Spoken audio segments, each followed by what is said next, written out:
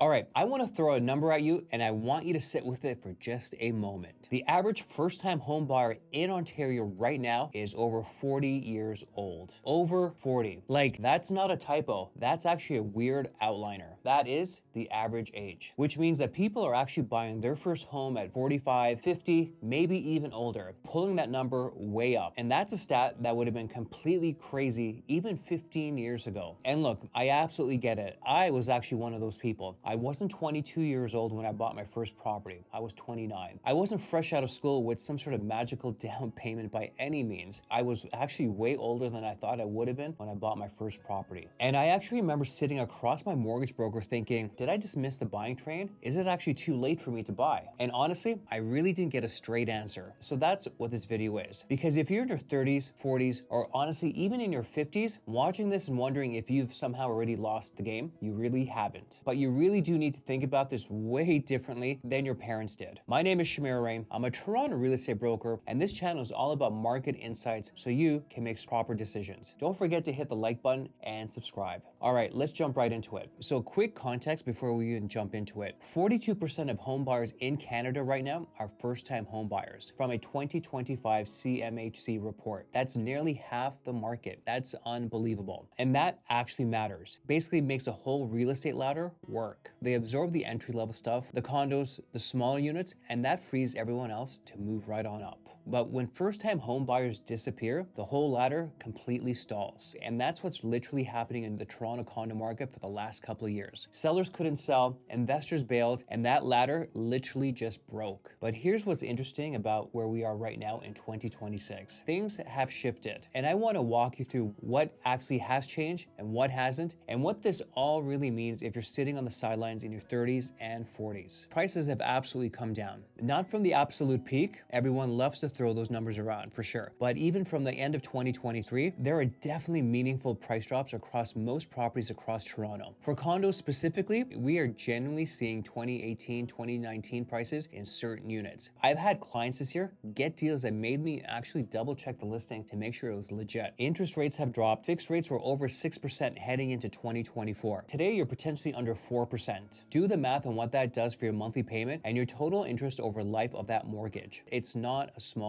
difference. Prices down and rates are down. That's the affordability story that does not get talked too often. You've definitely got oversupply. You've got real choices as a buyer right now. And when putting an offer, you're not showing up against 8 competing offers and waiving the inspection clause and also waiving the financing clause and still losing. Sellers are negotiating. The average condo downtown is selling around 97% of the last asking price, but pull back what they originally listed at and you're probably looking at 90 to 93 cents on the dollar. This is a very different market than anything we've seen in the last 20 years. And investors, well, they're largely gone right now. This is a huge for first-time home buyers. The people you used to compete against just aren't in the game the same way right now. The math does not work for them like it used to. So honestly, the market right now belongs to the end user first and foremost. People who actually want to live somewhere. People like you. Okay, so this is the part I really want to get into because I don't think it gets talked about enough. The classic Canadian home ownership story used to look like this. You buy at the age of 25. You get a 25-year mortgage, you move around, you trade up, and by the time you're 50, 55, you either own your property outright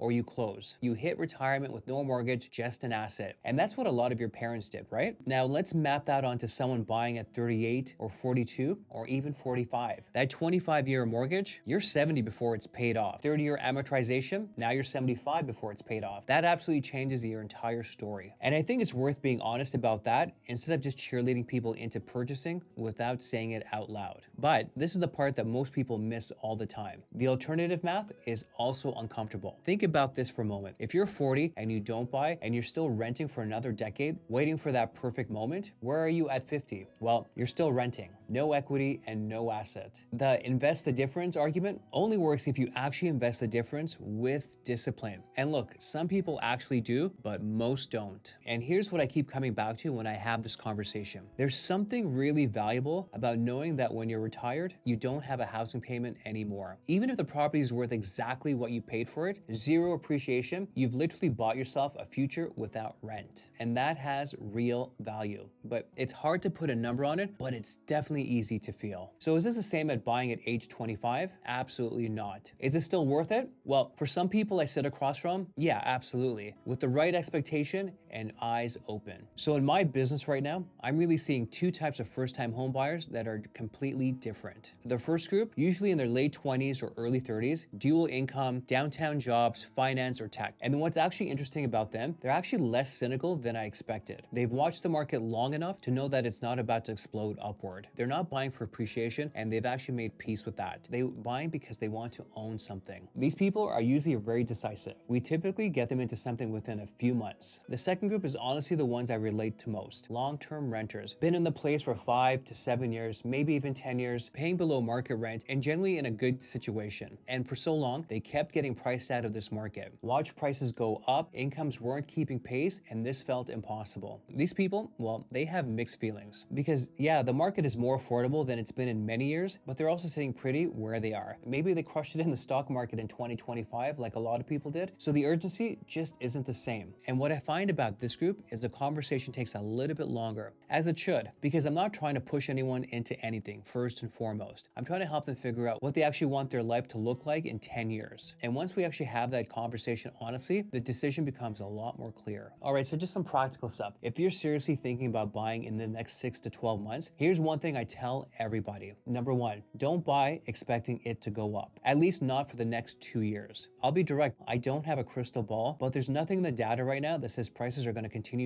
to meaningfully rise at any time soon. The Bank of Canada has held its rates for now. Fixed rates seemed to have found their floor. If you're buying property to go up to make this decision work, that's not a buy. That's actually a bet. Make the purchase because ownership makes sense for your life, not because you're counting on appreciation to bail you out in the future. Number two, actually understand your mortgage. And I say this all the time, even in my past videos. People get pre-approved, see a number, and think that's the whole story. Do you know how much your first payment goes towards your principal versus the interest? Do you know your lump sum prepayment options? What does the penalty look like if you need to break the mortgage in the future? What about variable versus fixed? Not just the rate difference, but the actual structural difference. Ask your mortgage broker to walk you through line by line. It's probably the biggest financial contract you'll ever sign in your entire life, and make sure you treat it that way. And I actually did a video on the mortgage prepayment options we have in Canada, and I'll put the link right up here. And number three, don't put every dollar into the house. My property values went down in 2025, but my investment portfolio went up. I've actually had years where it flipped completely the other way around. If you can get into the real estate market and keep investing elsewhere, absolutely do both. Diversification isn't just something you say in finance class. It's actually how you sleep at night. Number four, lifestyle versus timing. I absolutely love a spreadsheet.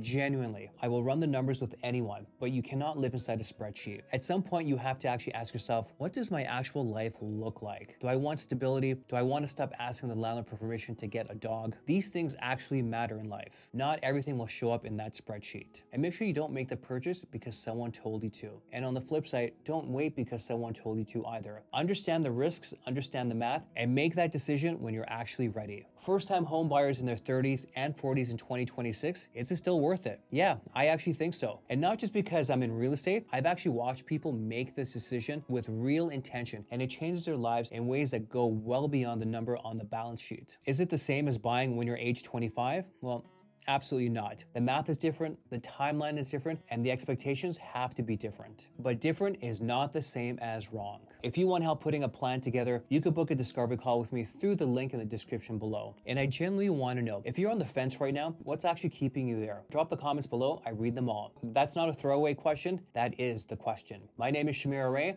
Thanks for watching.